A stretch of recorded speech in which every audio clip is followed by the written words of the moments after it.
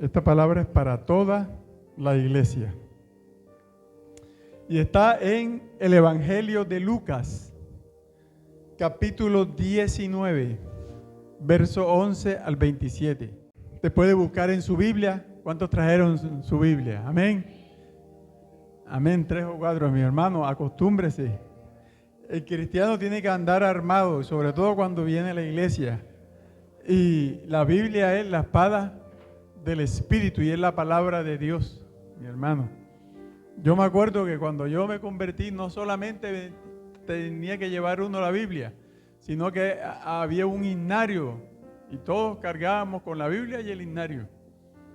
Pero ahora ya, pues como hay celulares, pues ponga, y aquí también lo ayudamos con esto. Bueno, Lucas 19 del 11 al 27, dice la palabra de Dios. Oyendo ellos estas cosas, prosiguió Jesús y dijo una parábola, por cuanto estaba cerca de Jerusalén, y ellos pensaban que el reino de Dios se manifestaría inmediatamente.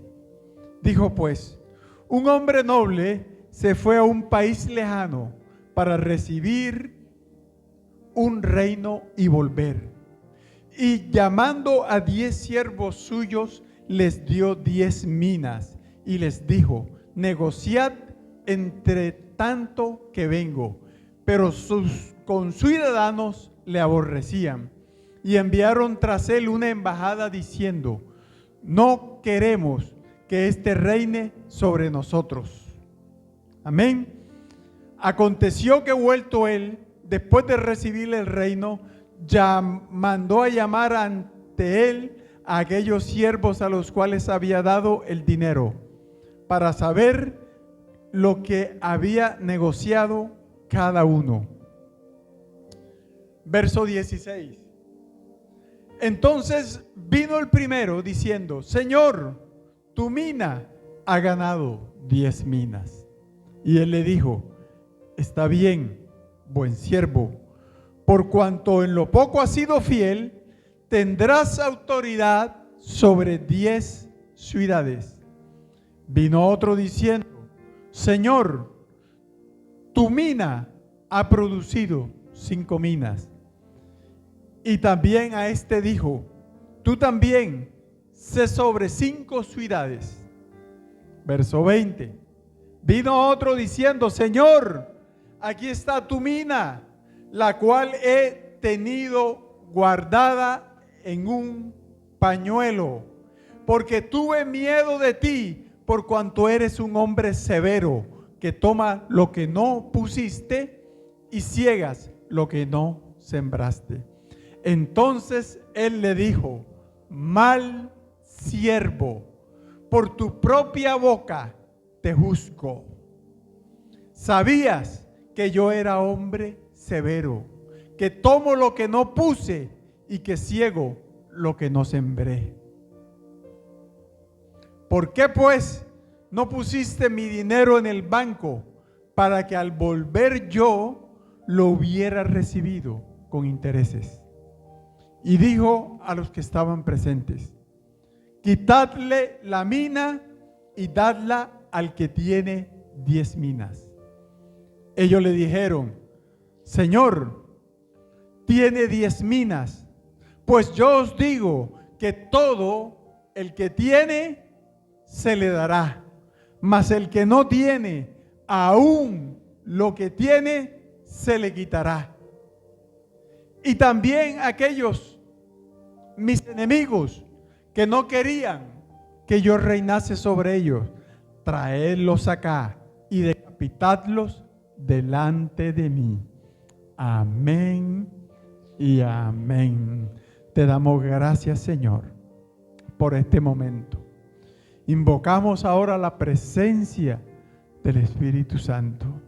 Espíritu Santo, tú estás aquí. Tú eres real. Tú eres la persona más importante en este momento. Eres la persona más importante en este lugar. Amado Espíritu Santo, te pido en esta hora que toque los corazones de mis hermanos. que despiertes sus sentidos espirituales y ellos hoy puedan recibir y comprender, Señor, la palabra que tú tienes para cada uno. Te pido que los bendigas en esta hora. Señor, ahora menos de mí y más de ti, Señor. Toma control de este lugar. Todo espíritu inmundo, Señor. Todo espíritu de oposición, de incredulidad. Todo espíritu de distracción. En esta hora, en el nombre de Jesús, lo declaramos sin poder y sin autoridad sobre la atmósfera de esta casa, sobre los aires, sobre cada vida, sobre cada corazón en esta mañana.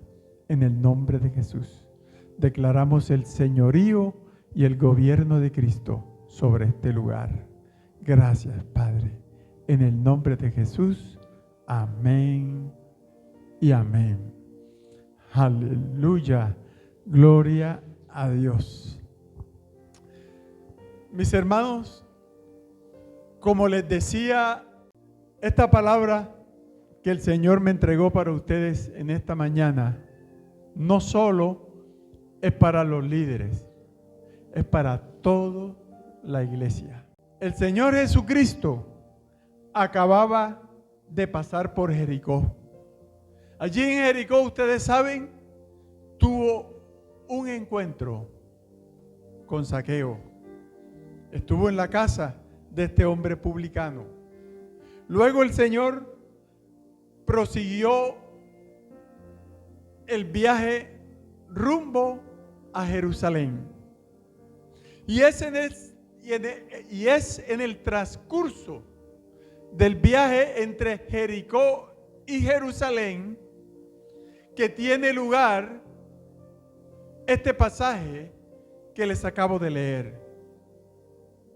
Y dice la palabra en el verso 11: oyendo ellos estas cosas, prosiguió Jesús y dijo una parábola, por cuanto estaba cerca de Jerusalén, y ellos pensaban que el reino de Dios se iba a manifestar inmediatamente. Esta parábola que el Señor acaba de anunciar o que acaba de referir a los que estaban a su alrededor, surge como una respuesta a esa creencia que aún tienen los judíos, quienes esperan que el reino de Dios, cierto, sea manifestado inmediatamente.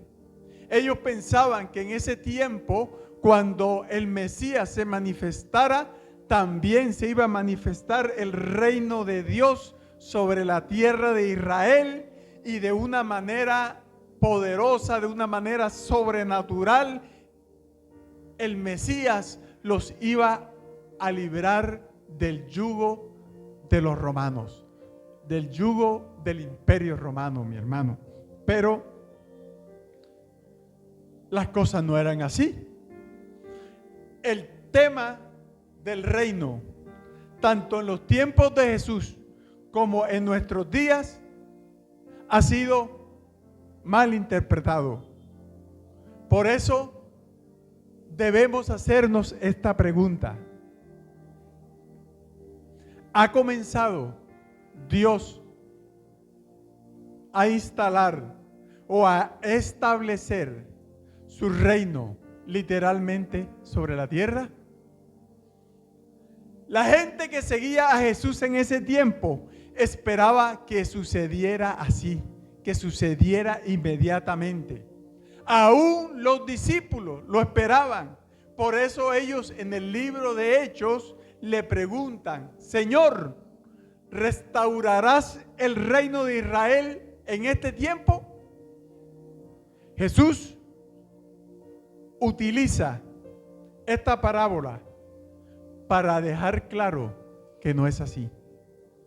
Amén. Que el reino se establecerá solo cuando Él venga por segunda vez físicamente a la tierra. Ya no como siervo, ya no como aquel que iba a sufrir en la cruz del Calvario, sino que la segunda venida de Cristo, del Mesías, será como rey, será como juez sobre toda la tierra, mi hermano. Amén. Ahora, aunque el reino de Dios, como les decía, todavía no se ha manifestado físicamente sobre esta tierra, podemos decir que en un sentido espiritual, sí, que ya ha comenzado, que ya el reino de Dios ha comenzado a expandirse. ¿Dónde? En los corazones de aquellos que hemos puesto nuestra confianza en Jesús. Amén. Cuando usted pone su corazón, su confianza en Jesús como su Señor y como su suficiente Salvador. Amén. Por eso dice el versículo 12, dijo pues, un hombre noble, un príncipe, se fue a un país lejano para recibir un reino y volver. Ahora, preguntémonos, ¿quién es ese hombre noble que se ha ido a un país lejano a recibir un reino y que promete volver? Amén. Jesucristo, ¿cierto? Ahora, algunos comentaristas dicen que esta parábola hacía referencia a Arquelao, quien era el sucesor de Herodes el Grande y que el pueblo lo había rechazado como rey. Pero mis hermanos, aquí en esta parábola Jesús no se estaba refiriendo a Arquelao, se estaba refiriendo a sí mismo. Amén. Porque ¿quién es el que ha ascendido al cielo? Sino el que prometió regresar. Nuestro Señor Jesucristo. Es el único, ¿cierto?, que hasta ahora ha ascendido al cielo y que prometió regresar. ¿Cuántos lo creen en esta mañana? ¿Usted lo cree? ¿Cuántos lo creen? ¿Cuántos esperan la venida del Señor? Pues les informo algo, mis hermanos. La venida del Señor está cerca. Mire, en el libro de los Hechos, en el capítulo 1, verso 10, ya el Señor había resucitado y había pasado mucho tiempo con los apóstoles. Y ya Él se estaba despidiendo. Y esto que narra el libro de Hechos, capítulo 1, verso 10, se da en el Monte de los Olivos. Y dice que cuando el Señor Jesús fue llevado a los cielos, y dice en los versículos, el verso 10, y estando ellos con los ojos puestos en el cielo, entre tanto que Él se iba, he aquí que se pusieron junto a Él dos varones con vestiduras blancas, o sea, dos ángeles, los cuales también les dijeron, varones galileos, porque estáis mirando al cielo, este mismo Jesús que ha sido tomado de vosotros al cielo, así vendrá como le habéis visto ir al cielo, en el nombre de Jesús. Así es, mis hermanos. La segunda venida de Cristo está pronto. Y la segunda venida de Cristo consta de dos fases. La primera, cuando Él llegue en las nubes. Eso se va a dar ¿cuándo? Durante el arrebatamiento de la iglesia. ¿En qué consiste el arrebatamiento? Que el Señor Jesús llega en las nubes. Y nosotros los que estemos aquí vivos todavía, Y los que estén muertos, dice que los muertos resucitarán primero. Entonces, cuando el Señor venga en las nubes por su iglesia, o sea, en el arrebatamiento, en el rapto, los muertos en Cristo se irán primero. Y después nosotros, ¿cierto? También seremos arrebatados para estar con el Señor en las nubes. ¿Sabe dónde dice eso? En Primera de Tesalonicenses, capítulo 4, versículo 17. Y este evento que le acabo de narrar es el que debe estar esperando cada creyente todos los días. Amén. Y ahora la segunda fase es cuando Él venga y ponga sus pies sobre la tierra. Por eso, en lo que acabamos de leer de ellos, dice que de la misma forma que Él se ha ido, de esa misma forma llegará. O sea que el Señor Jesucristo, cuando llegue y ponga los pies sobre la tierra, los va a poner en el monte de los olivos. Y esto, ¿sabe cuándo va a suceder? Al final de la tribulación. ¿Y cuándo comienza la tribulación? Inmediatamente después del rapto o arrebatamiento de la iglesia. Nosotros aquí tenemos esta doctrina. Nosotros somos pretribulacionistas, pre-ira. O sea, que esperamos el rapto antes de la tribulación. Y que esperamos el rapto antes de la ira de Dios. Usted sabe, los que han leído el libro del Apocalipsis, ¿cierto? Que el Señor va a desatar en el tiempo de la tribulación, va a desatar las copas de su ira sobre toda la tierra. Nosotros ya no estaremos aquí. Porque apenas la iglesia sea arrebatada, apenas la iglesia sea raptada, se desatará la gran tribulación y se manifestará el anticristo o antimesías. Amén. Pero cuando Cristo venga, apenas Cristo ponga los pies sobre el monte de los olivos, desde ese momento, primero que todo, Él va a derrotar a todos sus enemigos. Y desde ese instante iniciará un tiempo que se llama el milenio.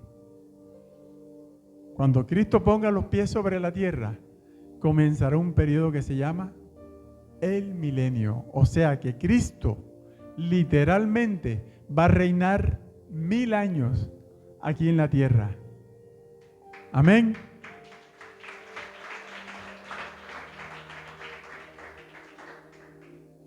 Cristo va a establecer su reino mesiánico. Ahora sí, el reino que esperan los judíos, el reino mesiánico prometido a Israel aquí en la tierra.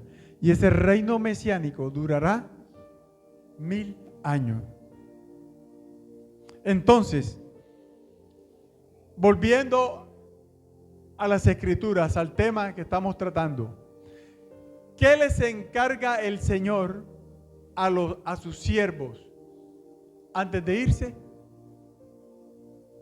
Dice el verso 13, y llamando a 10 siervos suyos, les dio 10 minas y les dijo, negociad entre tanto que vengo. Llamó a sus siervos, 10 siervos, y les entrega cierta cantidad de dinero. Dice que son 10 minas. Ahora, una mina era una moneda de plata que equivalía aproximadamente a 100 denarios, o sea, a 100 salarios, a 100 días de salario, mejor dicho. 100 denarios equivalía a una mina. Entonces, es importante que sepamos esto. Primero que todo, estos hombres a los que el Señor les entrega ese dinero, ¿son qué? Son siervos, son esclavos. Usted tiene que entender que el dinero que se les entrega no es de ellos, sino de su Señor.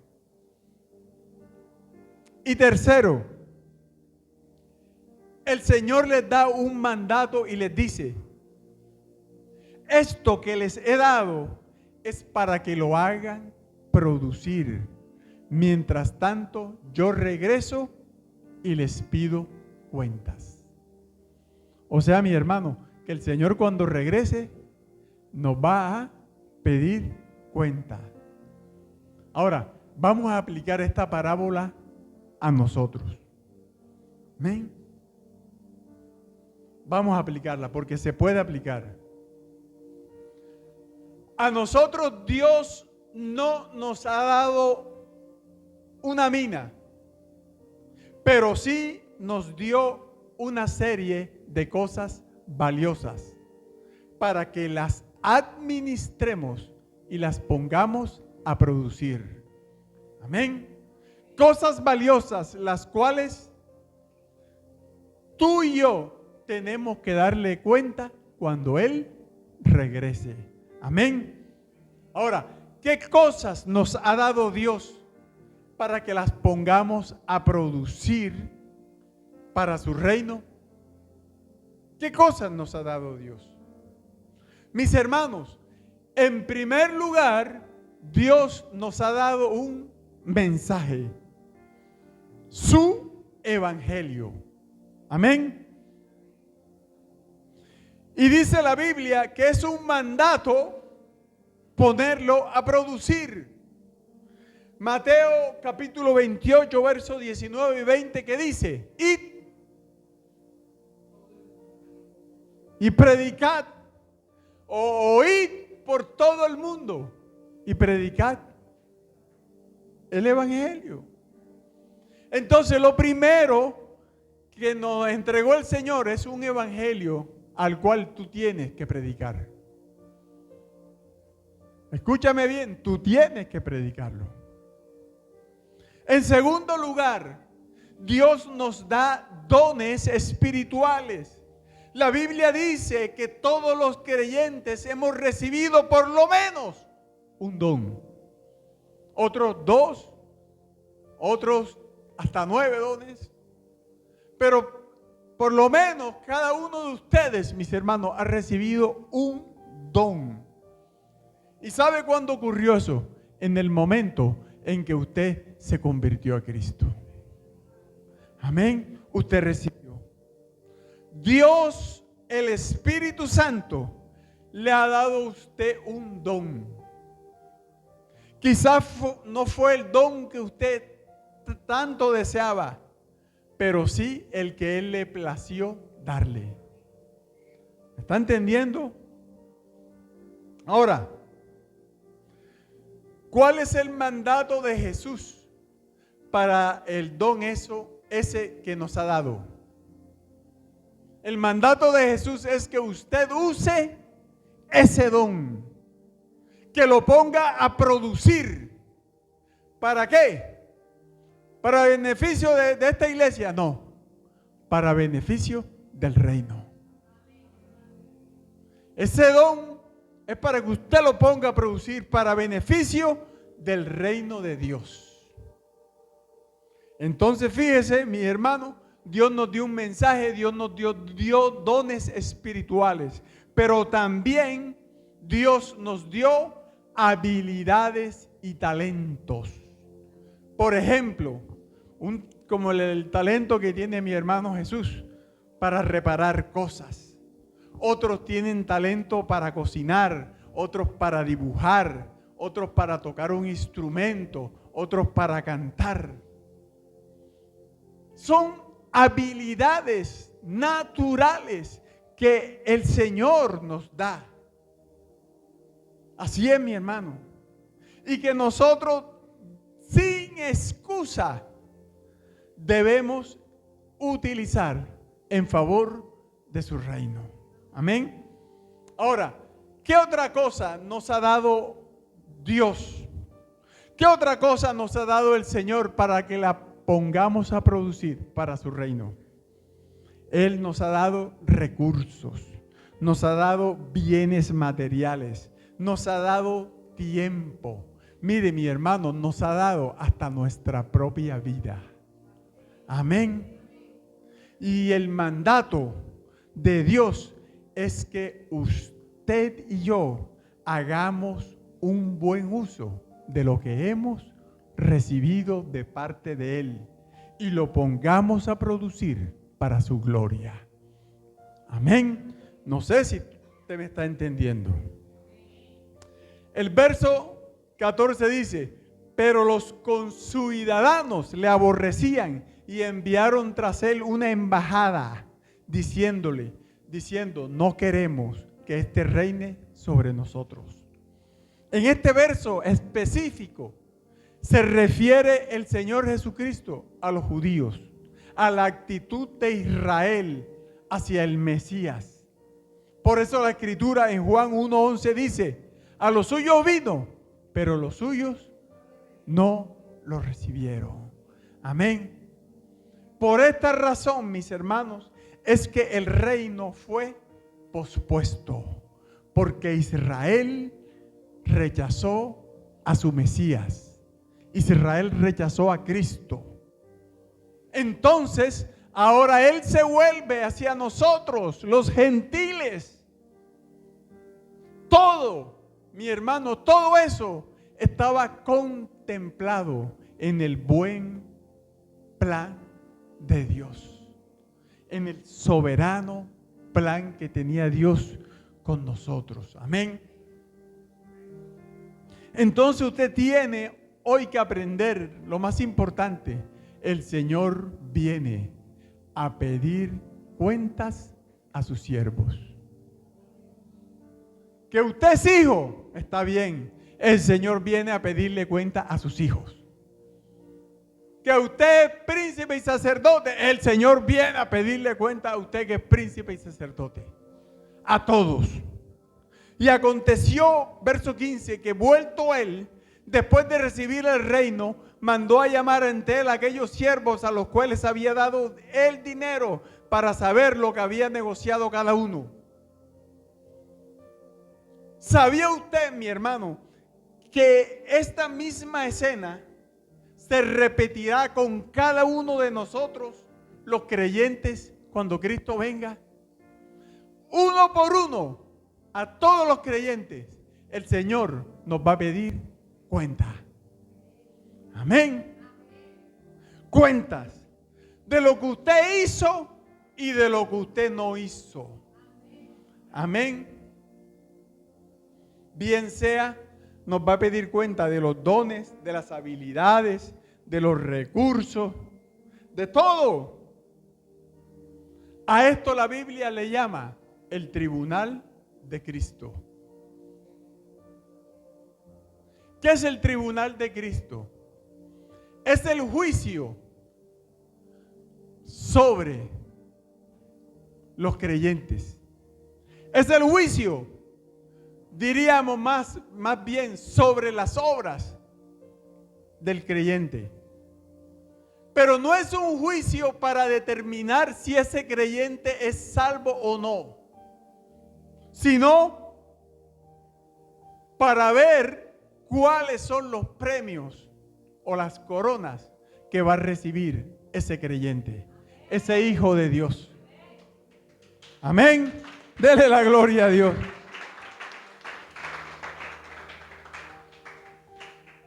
Pastor, ¿y cuándo va a ser eso?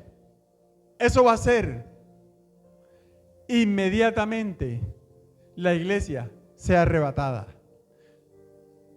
Inmediatamente la iglesia es arrebatada, tendrá lugar ese juicio. ¿Cuántas personas se convirtieron con tu predicación? ¿Qué hiciste con la riqueza que yo te di? ¿Qué hiciste con los dones y las habilidades que yo te di? Ahora, eso es para los creyentes. Ahora, para los no creyentes en Cristo, para aquellos que no creyeron en Cristo, al final del milenio, al final del reinado mesiánico de Cristo aquí en la tierra, que va a durar 1000 años, viene un juicio que se llama el juicio del gran trono blanco, donde Dios juzgará a todos los incrédulos. Y mis hermanos, sí es un juicio de condenación. Porque todos los que estén delante del trono blanco ese día serán condenados. O más bien ya están condenados. Segunda de Corintios capítulo 5 verso 10 dice: porque es necesario que todos nosotros compadezcamos ante el tribunal de Cristo. Y aquí se refiere el apóstol Pablo ¿a quién? A los cristianos, a los hijos de Dios. Para que cada uno reciba según lo que haya hecho mientras estaba en el cuerpo, sea bueno o sea malo. Amén. Entonces, mi amado hermano, usted que vino en esta mañana, líderes de la iglesia, todos, usted tiene dos alternativas. La primera alternativa es obedecer a su Señor y poner a producir todo lo que tú has recibido de parte de Dios. Amén.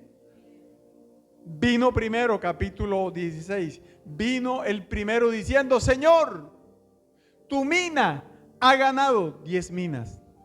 Él le dijo: está bien, buen siervo, por cuanto en lo poco has sido fiel, ahora tendrás autoridad sobre 10 ciudades. Vino otro diciendo: Señor, tu mina ha producido 5 minas. Y también a este dijo: tú también sé sobre 5 ciudades. Una pregunta primero: ¿de quién eran las minas? ¿De quién? ¿De quién eran las minas? ¿De quién son los dones? ¿De quién son las habilidades? ¿De quién son las riquezas? Del Señor, ¿cierto? Ahora, ¿de quién son las ganancias? Del Señor, porque Él es dueño de todo, del oro y de la plata, de todo.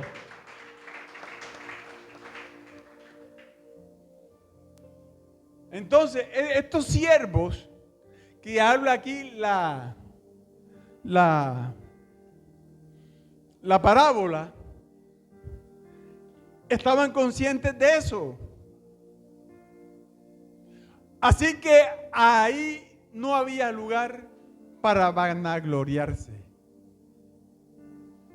Por eso, mi hermano, cuando usted y yo nos vemos tentados a sentirnos orgullosos de lo que hemos logrado por medio de nuestros dones espirituales, por medio de nuestras habilidades, por medio de nuestros recursos, de nuestra plata, de nuestra inteligencia, de nuestro negocio, lo que sea, mi hermano, usted tiene que imitar a estos siervos y reconocer que si algo hemos hecho bien, que si algo hemos logrado, que si hay algo bueno en nosotros, es solo la gracia de Dios.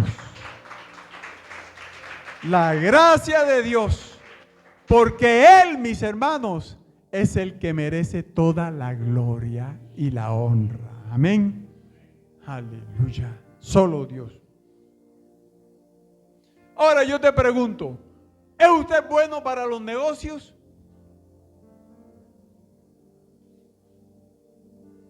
No hay nadie bueno para los negocios. Bueno, ¿es usted un buen profesor, un buen maestro? ¿De quién es la gloria? Amén. ¿Cuántos tienen buenas notas en el colegio, en la universidad? ¿De quién es la gloria? Del Señor. ¿Cuántas aquí cocinan sabroso? La pastora, eso sí, espectacular. ¿De quién es la gloria? Amén, así es, mi hermano. Del Señor. ¿Por qué? Porque Él es quien nos da todo. los dones, los talentos, los recursos, las capacidades, la vida misma. Todo nos lo da el Señor. Por eso a Él sea la gloria y la honra.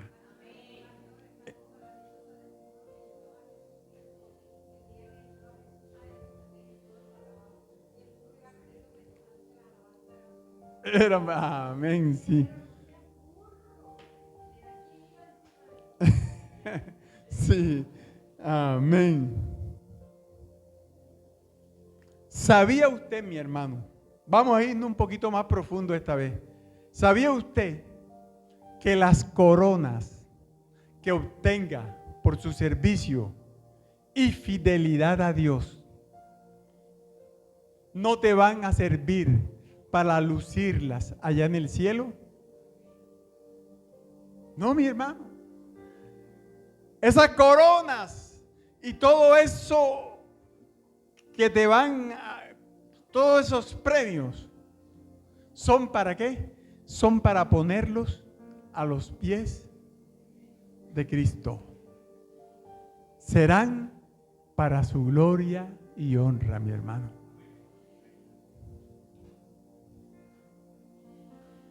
Ay, ay, ay. Ahora, usted ha leído, se supone que usted ha leído conmigo esta parábola. Ahora yo le pregunto, ¿qué fue lo que el Señor premió en estos dos siervos?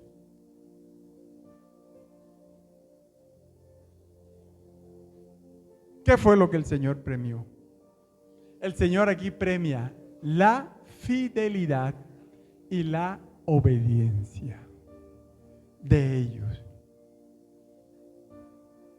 De igual manera, el Señor, mi hermano, Dios premiará estas dos virtudes en sus hijos. ¿Y usted y yo somos qué? Hijos, herederos, coherederos, según la promesa del Padre. Dios va a premiar en sus hijos su fidelidad y su obediencia. Amén. Entonces, como les dije, la primera opción es que usted obedezca a Dios. Ahora, la segunda opción que usted tiene es desobedecer al Señor. Y cuando usted desobedece a Dios, desaprovecha las oportunidades. Dice el verso 20. Vino otro diciendo, Señor, aquí está tu mina, la cual he tenido guardada en un pañuelo, porque tuve miedo de ti, por cuanto eres hombre severo, que tomas lo que no pusiste y ciegas lo que no sembraste. Fuerte eso. ¿Qué hizo el siervo? Lo escondió, lo guardó, ¿cierto? Nunca puso a funcionar. Dice la Biblia aquí que el siervo vino y lo escondió en un pañuelo. ¿Y qué fue lo que le presentó al Señor? Excusas. Mi hermano, excusas y más excusas.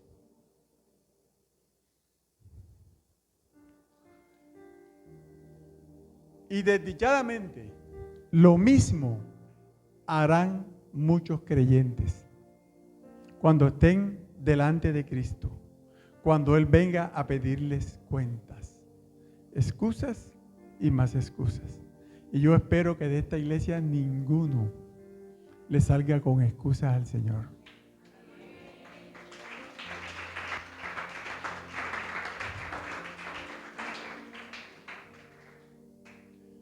Amén.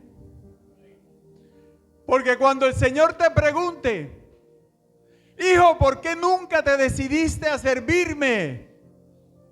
¿Por qué nunca usaste los dones que te di? ¿Por qué nunca usaste el dinero que te di para mi servicio? Entonces muchos, mi hermano, comenzarán a echarle la culpa al pastor, a la iglesia donde se congregaban. Dirán que nunca les dieron oportunidades, que nunca los tomaron en cuenta. Ahí solamente ponían a los que tenían plata, a los otros pobres no. Nunca los toman en cuenta.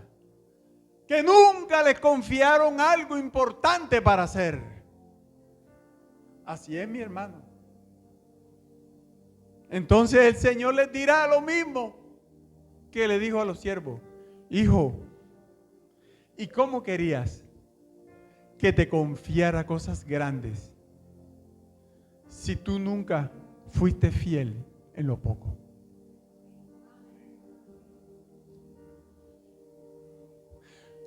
¿Cómo pretendías que te pusieran a predicar o a enseñar si tú ni siquiera fuiste fiel para congregarte?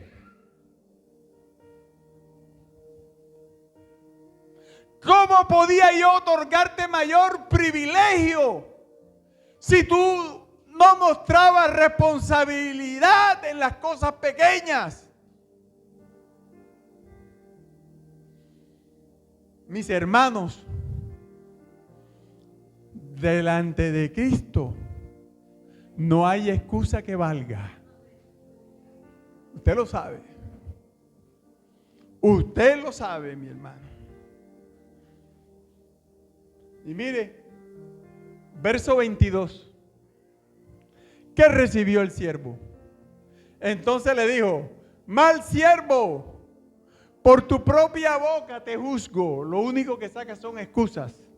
Sabías que yo era hombre severo, que tomo lo que no puse y que ciego lo que no sembré. Sigue. 23. ¿Por qué pues no pusiste mi dinero en el banco para que al volver yo lo hubiera recibido con intereses? Mis hermanos, el Señor no estaba aceptando las excusas de este siervo. Porque tras que era un siervo, venía presentando excusas. Ahora, ¿cuánto más ustedes que son hijos de Dios?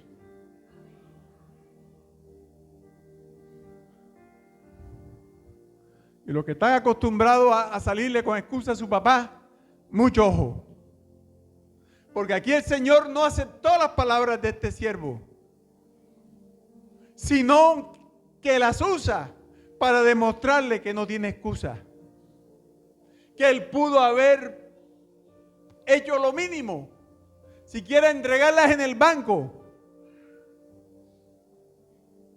Y poner el dinero en el banco significa que si usted no está produciendo nada para el reino de Dios, por lo menos no desperdicie eso y entrégueselo, facilítele los recursos a otros que sí pueden y quieren hacerlo. Amén. ¿Qué pasa con el creyente, con el hijo, que no aprovecha las oportunidades que Dios le ofrece? Y dijo a los que estaban: quitarle la mina y darla al que tiene 10 minas. Ellos dijeron: Señor, tiene 10 minas, ¿por qué le vas a dar más si ya tiene muchas? Pues yo os digo que todo el que tiene se le dará, mas al que no tiene, aún lo que tiene se le quitará. Pareciera injusto, dirá el hombre natural, pero es una injusticia. Dirán los socialistas: oiga, pero eso es una injusticia. Hay que repartir equitativamente. Pero existe un principio que se aplica tanto en este plano natural, físico, como en el plano espiritual. Que si alguien no aprovecha las oportunidades que Dios le brinda, pronto estas le serán quitadas y dadas a aquel que sí esté dispuesto a aprovecharlas. Amén. Y si usted y yo no aprovechamos las oportunidades que Dios nos presenta para servirle, estas oportunidades se irán reduciendo y serán ofrecidas a aquellos que estén dispuestos a aceptarla, que estén dispuestos al reino, aquellos que sirvan, amén, aquellos que quieren servir apasionadamente al Señor. A esos van a recibir mayores oportunidades, mientras que a los que no quieren hacer nada, las oportunidades se te irán cerrando. Por eso dice la palabra, mas el que en lo poco ha sido fiel, también lo será en lo mucho. Entonces, iglesia de Dios, póngase de pie en esta mañana.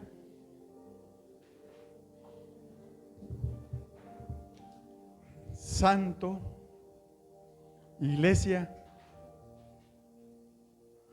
yo creo que este es un momento apropiado para que usted reflexione y deje tanta excusa.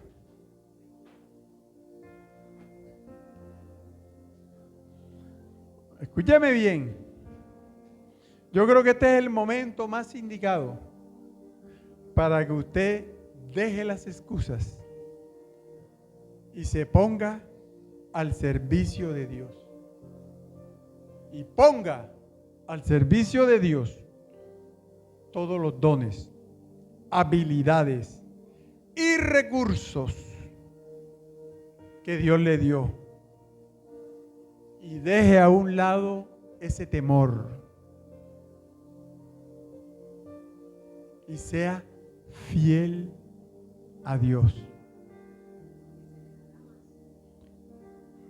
Y Dios, como dice la pastora aquí, y se les dará más. Y Dios irá abriendo nuevas oportunidades para que usted vaya creciendo. Creciendo en gracia, creciendo en favor de Dios. Creciendo en la obra del Señor. Yo le doy gracias a Dios por cada uno de los hermanos de esta iglesia. Porque sé que aquí hay gente que ama la obra de Dios y que pone todos sus dones y recursos para su obra. Así como hay otras personas que todavía no lo han hecho. Pues yo vine con esta palabra de parte de Dios para ti. Aleluya. Yo vine con esta palabra. Porque esta palabra, como les dije al principio, no es solo para los líderes, es para todos. Dios los necesita en su obra. Como hijos de Dios, el Señor hoy los está llamando. Ya ustedes, dice la Biblia, ya no son siervos. Ya ustedes no son esclavos. Esos de la parábola eran siervos y esclavos. Pero ahora ustedes son hijos, amados. ¿Y quién cuida más las cosas de la casa sino los hijos? ¿O son los empleados los que cuidan las cosas? Son los hijos. Entonces, mis hermanos, yo los invito en esta mañana para que tomen esa decisión en su corazón. y comiencen y dispónganse y dispongan sus recursos, sus dones, sus habilidades para servir al Señor en su obra. Y aquí estamos necesitando gente que nos ayude. La pastora y yo no podemos con todo. Necesitamos gente. En todas las áreas. En las alabanzas. Necesitamos en las alabanzas. Necesitamos cantantes, músicos, diseñadores gráficos. Necesitamos ujieres. Necesitamos predicadores. Necesitamos de todo. Evangelistas. Gente que ame a Dios y que salga a visitar a los enfermos. Gente que ame a Dios y salga a los hospitales. A todos los lugares. Gente que se encargue de traer